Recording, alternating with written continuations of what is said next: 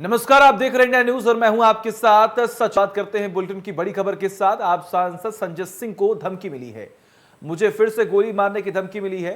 कुछ लोग मुझे जान से मारना चाहते हैं, ऐसा उन्होंने जिक्र किया। मैं उन कायर गुंडों को बताना चाहता हूं, जुर्म और भ्रष्टाचार के खिलाफ आवाज उठाता रहूंगा।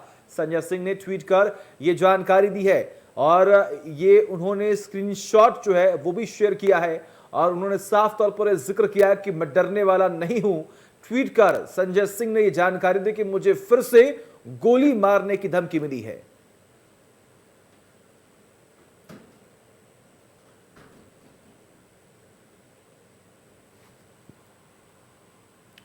कांग्रेस महासचिव प्रियंका गांधी प्रयागराज के गोहरी गांव पहुंची, जहां एक ही परिवार के 4 दलितों की नृशंस तरीके से हत्या कर दी गई। प्रियंका ने पीड़ितों से करीब 40 मिनट तक बातचीत की। इस दौरान जमीन पर ही बैठकर प्रियंका ने उनकी बातें सुनी। वहां से निकलने के बाद सरकार पर हमला बोला।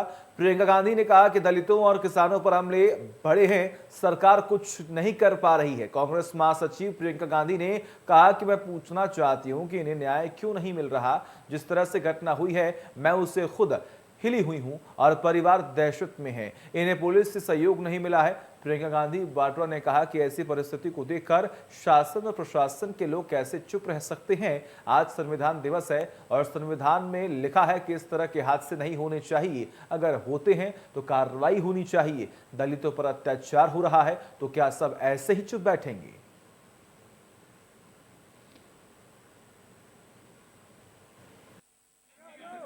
क्या मतलब है?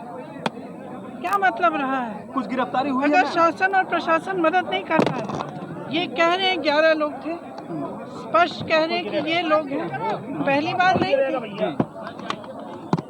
इससे पहले सितंबर में भी इसी घर में आके मारपीट की। 8 लोगों को उन्होंने अरेस्ट कर लिया है। 2020 में किया, 2020 में भी किया, 2019 में किया, 2021 में सितंबर में किया, अब आके ये काम किया। उत्तर प्रदेश की तो इनको पहले क्यों नहीं रोका? जब 2019 में आके किया, इन्होंने प्रताड़ित किया, तंग किया, मारा पीटा। उसके बाद 2020 में, उसके बाद सितंबर में, तो रोका क्यों नहीं? यहाँ सुरक्षा क्यों नहीं दी? यहाँ पे जो आज चौकी लगाई है वो उस समय क्यों नहीं लगाई? जहाँ जहाँ मैं जा रही हूँ मुझे स्पष्ट दिख रहा है कि दलितों के लिए न्याय नहीं है, न्याय नहीं है, किसानों के लिए न्याय नहीं है, महिलाओं के लिए न्याय नहीं है। न्याय सिर्फ उन लोगों के लिए है जिनकी सत्ता है, जो उनके साथ उठते बैठते हैं और जो उनके दोस्त हैं, जो बड़े बड़े उद्योगपति हैं, उनके लिए न्याय है। लेकिन उत्तर प्रदेश में दलितों के लिए, महिलाओं के लिए, किसानों के लिए, अल्पसंख्यकों के लिए न्याय नहीं है। मैं 2 सालों से यहाँ काम कर रही हूँ और बार बार ये स्पष्ट हो रहा है, बार बार ये दिख रहा है कि संविधान को नष्ट किया जा रहा है, संविधान को खत्म किया जा। किसान आंदोलन के 1 साल पूरे हो चुके हैं। कृषि कानूनों के खिलाफ विरोध प्रदर्शनों के 1 साल पूरे होने पर किसान बड़ी संख्या में गाजीपुर, सिंगू और टिकरी बॉर्डर पर इकट्ठा हुए हैं। हरियाणा के बहादुरगढ़ में 3 कृषि कानूनों के विरोध की पहली बरसे पर किसानों ने किसान महापंचायत किया। इस मौके पर किसान नेता राकेश टिकैत ने कहा कि सरकार बातचीत के लिए तैयार नहीं है और बिना सरकार के आंदोलन खत्म नहीं करने का प्लान नहीं है। किसान आंदोलन के 1 साल पूरे होने पर किसान नेता राकेश टिकैत ने कहा, अभी तो आंदोलन चल रहा है। केंद्र सरकार अगर बातचीत करेगी तो आगे का समाधान निकलेगा। वे बात ही नहीं करना चाहते हैं। बिना बात के कैसे समाधान निकलेगा? सरकार के पास में देखो, जब तक पार्लियामेंट चलेगा, सरकार के पास में सोचने का, समझने का सब टाइम सरकार के पास में है। 29 तारीख से और 23 तारीख तक चलेगा, 23 तारीख तक चलेगा पार्लियामेंट। फैसला पार्लियामेंट चलने पर लेंगे, फिर आगे हमें आंदोलन कैसे चलाना, आगे आंदोलन की रूपरेखा क्या होगी। और 27 तारीख की है संयुक्त मोर्चे की मीटिंग, कल भी फैसला लिया जाएगा। 29 तारीख को ट्रैक्टर मार्च है, जो 30 ट्रैक्टर जाएंगे, इस बॉर्डर सभी का रास्ता खुला हुआ होगा, तो हम 30 ट्रैक्टर के साथ में 500 लोग तीन कृषि कानूनों के खिलाफ किसानों के आंदोलन को पूरे हो गए हैं। पिछले साल दिल्ली चलो के आह्वान के साथ किसान आंदोलन शुरू हुआ था। पिछले साल 26 नवंबर को ही किसानों ने दिल्ली बॉर्डर में दाखिल होने की कोशिश की थी और पुलिस ने उन्हें रोका था। तभी से किसान दिल्ली बॉर्डर पर डटे हुए हैं। किसान आंदोलन का साल भर पूरा के मौके पर एक बार फिर किसान दिल्ली बॉर्डर पर जमा हो गए। देखिए ये खास रिपोर्ट। किसान आंदोलन के लिहाज से आज का दिन बेहद महत्वपूर्ण है। आज एक साल हो गया है पूरे आंदोलन को। क्या चल रहा है बॉर्डर्स पर वो हम आपको लगातार सभी बॉर्डर से दिखा रहे हैं। मैं इस समय गाजीपुर बॉर्डर पर मौजूद हूं। आज की तस्वीर आप देख लीजिए। किसानों की जो संख्या है वो फिर से काफी ज्यादा हो गई है और लगातार यहाँ किसान देश के अलग अलग हिस्सों से पहुंच रहे हैं। आप फिर से देखेंगे जैसा आंदोलन एक साल पहले शुरू हुआ था, जिस तरह की भीड़ थी लगभग वैसी ही भीड़ शुरू हो गई। किसानों से पूछ लेते हैं। ये एक अपडेट आपको बता दें कि कल दिल्ली पुलिस ने वो बैरिकेड दोबारा से लगा दिए हैं जो 29 अक्टूबर को हटा दिए थे। तो उसको लेकर किसान क्या सोचते हैं वो सीधे बात कर लेते हैं। एक साल पूरा होने पर क्या कुछ देखा इस साल में आप लोगों ने और क्या मांग पूरी हुई? पहली मांग तो जो बड़ी मांग थी वो पूरी हुई है, लेकिन क्या सोचते हैं? बड़ी मांग पूरी तो होनी थी। मानो जो है मतलब ये 3 काले कानून किसानों को इनकी जरूरत नहीं थी। ये तो सरकार ने खामा खा थोपे। इसे हम पूरी नहीं होनी मानते। पूरी होनी माने स्वामीनाथन की रिपोर्ट लागू करो, एमएसपी पर गारंटी बनाओ जो कि पूरे देश को फायदा है जिस चीज का और किसानों को फायदा है। या मोदी सरकार ऐसी है या कहे कुछ उसका है। इन्होंने कहा किसानों की आय दोगुनी करेंगे, इन्होंने उसको दोगुनी से घटाकर आधी कर दिया। इन्होंने कहा कि मैं देश को नहीं बिकने दूंगा। इसने सबसे पहले वो रेलवे स्टेशन बेचा जिस पे वो चाय बेचा कर था। एक साल की क्योंकि आज हम बात कर रहे हैं, आपके एक साल कैसे बीते? पहले सर्दी भी आई, गर्मी भी आई, बारिश भी आई, लेकिन नहीं लगता कि अब क्योंकि वापसी की बात कह दी है तो इस बार कोई फैसला हो जाए कि आंदोलन खत्म करके बाद में उस मांग पर कार्य कर लिया जाए? क्या ऐसा नहीं हो सकता? ऐसा है, जब तक हाथ में चिट्ठा ना आ जा, जब तक कैसे यकीन मान ले है? वो क्या करे नुको री अंधी तेरा भाई आ रहा नुको मैं तो जीप जानूंगी जब मेरी गोद में आकर बैठेगा। तो भैया चिट्ठा आ जा, जो सा इन्होंने करा उसका तो चिट्ठा आ जा हाथ में, जी मानेंगे हाँ मैं कुछ करा। और एमएसपी में गारंटी कानून बना दे। और एक साल हमारा जैसा पीछे गुजरा है वो सब ने देखा, पूरी दुनिया ने देखा। हमने यहाँ कैसा गुजारा, गर्मी भी, सर्दी भी, बरसात भी, तूफान भी सारे झेल रहे यहाँ से। तीनों कानून वापस होने की बात तो जरूर मान रहे हैं कि हो गई है, लेकिन वो ये कह रहे हैं, एक बार मैं तस्वीरें दिखाऊं, वो ये कह रहे हैं कि एमएसपी पर भी कानून जो है वो चाहिए। तो जाहिर है आप तस्वीर देख लीजिए। आज फ्लैग्स जो हैं आप देखिए, यहाँ पर आज जो तिरंगे हैं उनकी संख्या काफी ज्यादा है क्योंकि किसान आज यहाँ पर जश्न मनाने की तैयारी जो है वो कर रहे हैं।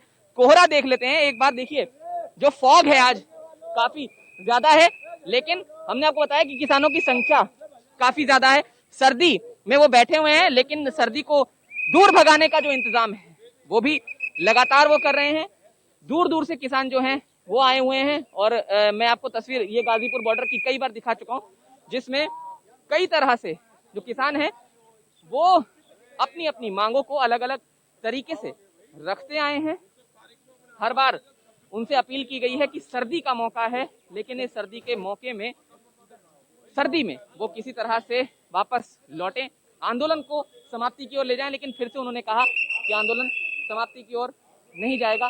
जाहिर है एक साल पूरा होने पर आपके सामने वो सब कुछ है जो करीब एक साल पहले था। गाजीपुर बॉर्डर से जतिन गोस्वामी, इंडिया न्यूज।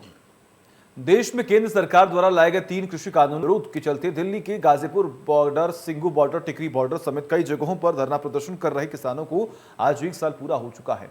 हालांकि लगभग 6 दिन पहले प्रधानमंत्री नरेंद्र मोदी ने किसानों से माफी मांगते हुए 3 कृषि बिल रद्द करने की घोषणा भी कर दी थी, मगर उसके बावजूद भी किसान तीनों कृषि कानूनों को सदन में रद्द करने की मांग पर अड़े हुए रहे।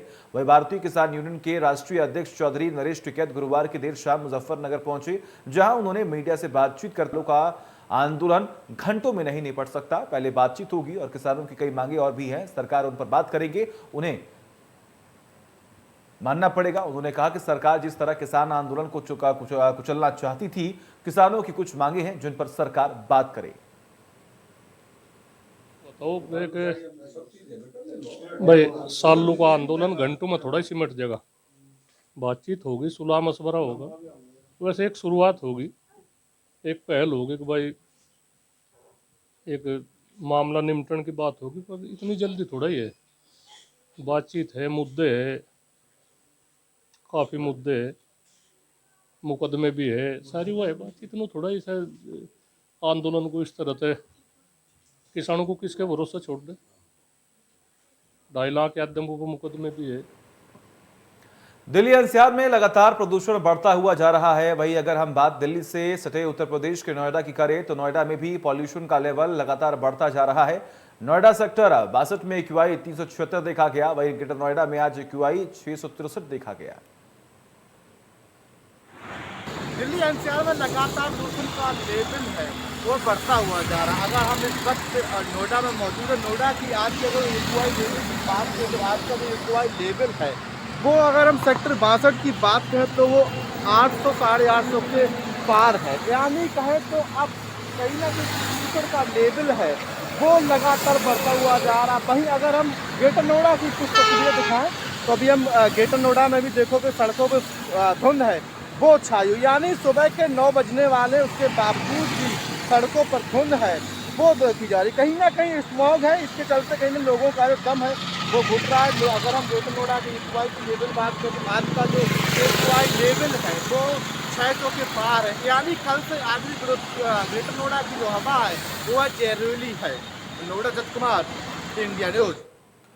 बाराबंकी में एक निजी कार्यक्रम में राष्ट्रीय अध्यक्ष ने शिरकत की। शिवपाल सिंह यादव ने संविधान दिवस को लेकर बड़ा बयान दिया। उन्होंने कहा, संविधान के अनुसार ये देश अभी नहीं चल रहा, इसी की वजह से हमारा देश पिछड़ा जा रहा है। इस दौरान अखिलेश यादव की सपा के साथ गठबंधन या विलय को लेकर शिवपाल ने कहा, 1 हफ्ते और इंतजार कीजिए, जो भी फैसला होगा पता चल जाएगा। ने तो जो भी अनुसार जो भी वादे किए तो नेताजी ने जो सब वादे किए, सब वादे किए, वादों के भी अलावा जो भी जनता के हित में काम किए जा सकते हैं तो नेताजी की सरकार में तो वो भी वादे पूरे। सुपाल जी, आप जब जिले में आते हैं तभी आपके जिले के जो पदाधिकारी वो दिखते हैं और आपके चले जाने के बाद वो चेहरा नहीं दिखते और आम जन की आवाज़ नहीं उठाते, इस पर क्या कहेंगे? देखिए, आपको नहीं दिखते, हमारे लोग गांव गली में रहते हैं, गांव गली में रहते हैं, शहर में हो सकता है कम रहते हैं। लखनऊ से अगली खबर है। रजनीश हत्याकांड के आरोपी ने सरेंडर। मुख्य आरोपी प्रवेश यादव ने किया सरेंडर। उत्तरी जोन के गाजीपुर थाने में किया सरेंडर। आपको जानकारी दी कि तारे को किया पारा पुलिस को सुपुर्द। पारा में हुई थी रजनीश यादव की हत्या। घर के सेफ्टी टैंक में मिला था शव। ये बड़ी खबर हम आपको बता रहे हैं।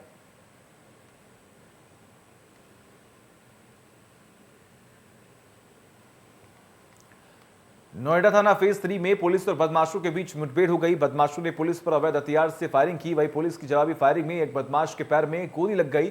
गोली लगने से बदमाश राजेश उर्फ भेड़ा घायल हो गया, जबकि एक बदमाश अंधेरे का फायदा उठाकर मौके से भागने में सफल हो गया, जिसकी तलाश के लिए पुलिस कॉम्बिंग कर रही है। इसके पास से पुलिस ने एक बाइक, तमंचा सहित एक जिंदा और एक खोखा कारतूस बरामद किया है।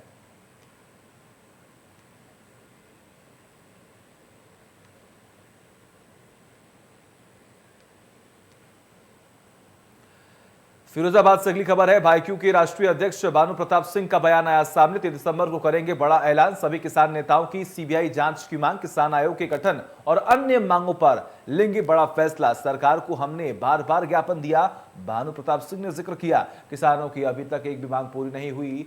धरने पर बैठे सभी किसान नेताओं की संपत्ति की जांच होनी चाहिए। किसान नेताओं को की जा रही विदेशी फंडिंग, सरकार के विपक्षी दे रहे हैं पैसा, ऐसा एसी लगाकर बैठे हैं। और क्या है, यह किसान हो सकते हैं? कि मैं बिल्कुल सहमत नहीं हूं। सरकारी एमएसपी से तो यदि किसानों का भाग्य बदलना है तो किसान आयोग का गठन करना होगा और किसान आयोग फसलों की लागत को जोड़कर उसका जोड़ा कीमत सरकार को देगा। वो सही एमएसपी मान लो या किसानों की फसलों की कीमत मान लो, उससे फायदा होगा। आज की एमएसपी से तो कोई 2 पैसे का फायदा होने। जितने किसान नेता आज छा रहे हैं उन सभी किसान नेताओं की सीबीआई जांच की घोषणा करेंगे, सीबीआई जांच की मांग करेंगे सरकार से। यदि सरकार है तो, और सरकार बने मतलब में चौकस है तो कुछ भी करे। लखनऊ से अगली खबर, संविधान यात्रा का हुआ आगाज। केंद्रीय मंत्री कौशल किशोर के नेतृत्व निकाली गई यात्रा 1000 गाड़ियों के काफिले के साथ रवाना हुई यात्रा। पीजीआई से इलाहाबाद के हुई रवाना हुई संविधान यात्रा। कार्यकर्ताओं ने किया यात्रा का जोरदार स्वागत।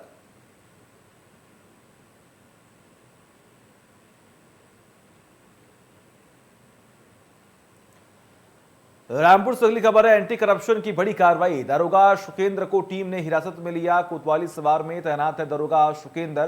किराए के मकान में रहता था दरोगा। एंटी करप्शन ने कि उसके घर पर की छापेमारी। 20,000 रुपए की घूस लेने का है आरोप। एंटी करप्शन टीम दरोगा से कर रही है पूछताछ।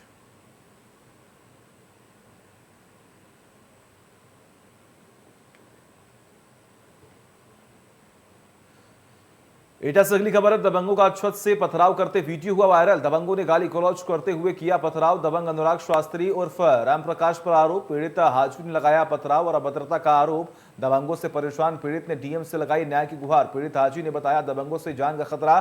माल गोदाम बालाजी मंदिर के पास का मामला।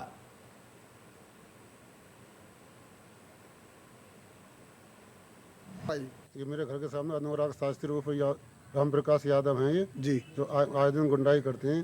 और कुछ लोगों छत पे चढ़ के उन्होंने ऊपर पथराव किया। मेरे बच्चों में कौन लोग थे ये पथराव करने वाले? ये कुछ लोग दबंग हैं जो इनके साथ रहते हैं, ये इनके साथ रहता है।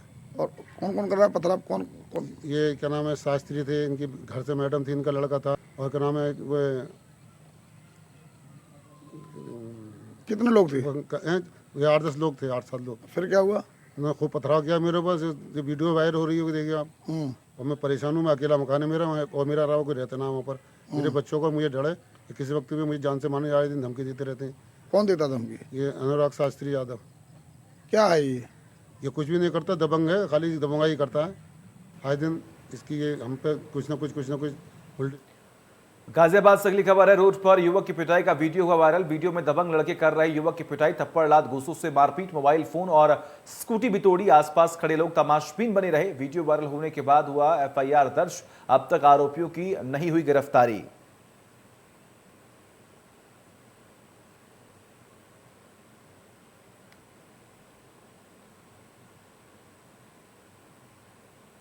खबर गोरखपुर से है, जहां डीएम ऑफिस गेट के बाहर दो पक्षों में जमकर लात घूसे चले। इस दौरान एक दर्जन लोग आपस में एक दूसरे से मारपीट कर रहे थे और वहां पर खड़ी जनता मूक दर्शक बनी तमाशा देख रही थी। दोनों पक्ष जमीनी विवाद की वजह से एक दूसरे से मारपीट कर रहे हैं। हमीनपुर निवासी महिला गीता देवी ने आरोप लगाया कि वह लोग अपनी जमीन का एग्रीमेंट राम नगीना नाम से एक व्यक्ति को कर दिए थे और राम नगीना ने जमीन की तय कीमत से कम दाम पर एग्रीमेंट करवाया, जहां जमीन के पूरे पैसे के भुगतान के बगैर ही रजिस्ट्री के लिए दबाव बनवा रहा है। जमीन मालिक गीता देवी अब जमीन की रजिस्ट्री करने से मुकर रही हैं।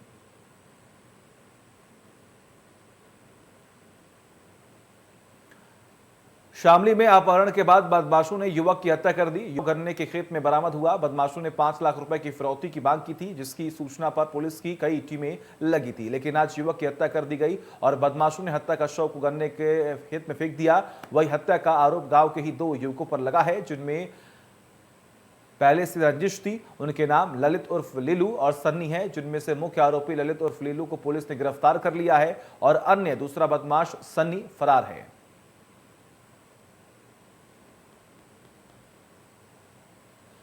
खबर औरैया से है, जहां पहले इश्क किया, फिर शादी करने का भरोसा देकर शारीरिक संबंध बनाए और अब सरकारी नौकरी लगते ही युवती को दरकिनार कर दिया। बता दें कि सबलपुर गांव के वेद प्रकाश की एक युवती से 2018 में मुलाकात हुई थी, जिसके बाद वेद प्रकाश ने युवती से शादी का भरोसा देकर उससे शारीरिक संबंध बना लिए। इसी बीच वेद प्रकाश की एयरफोर्स में नौकरी लग गई, लेकिन नौकरी लगते ही वेद प्रकाश युवती से शादी करने से मुकर गया। युवती ने योजना के तहत औरैया के एक होटल में बुलाकर बात की और शादी करने से इनकार करने पर युवक को पुलिस को सौंप दिया। बाद में दोनों में समझौता होने पर थाने में ही जयमाला पहनाकर शादी कराई गई।